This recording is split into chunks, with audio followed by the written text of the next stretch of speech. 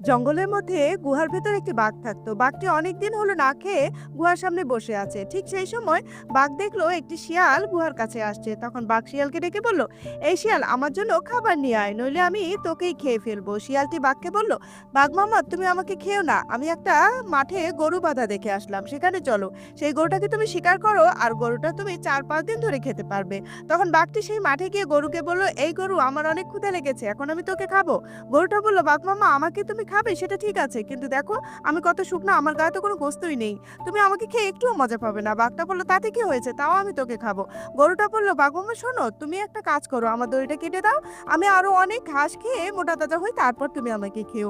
বোকা বাঘটা গরুর রশি কেটে দিল। এই সুযোগ পেয়ে গরুটি দৌড়ে গিয়ে পাশে থাকা একটি পুকুরে ঝাঁপ দিল। গরুটি পুকুরের মাঝখানে চলে গেল। তখন বাঘটা বলল, ওরে গরু, তুই আমাকে ধোকা দিয়েছিস, তুই কি ভেবেছিস আমি পানিতে নামতে পারবো না?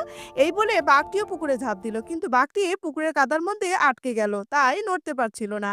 তখন গরুটা বলল, বাঘ মামা, আমাকে একটু পরে এসে আমার মালিক এখান থেকে নিয়ে যাবে, আর তুমি এখানেই থাকো। তো তখন গরুর মালিক এসে গরুটাকে নিয়ে গেল, আর বাঘ পুকুরের কাদার মধ্যেই আটকে রইল।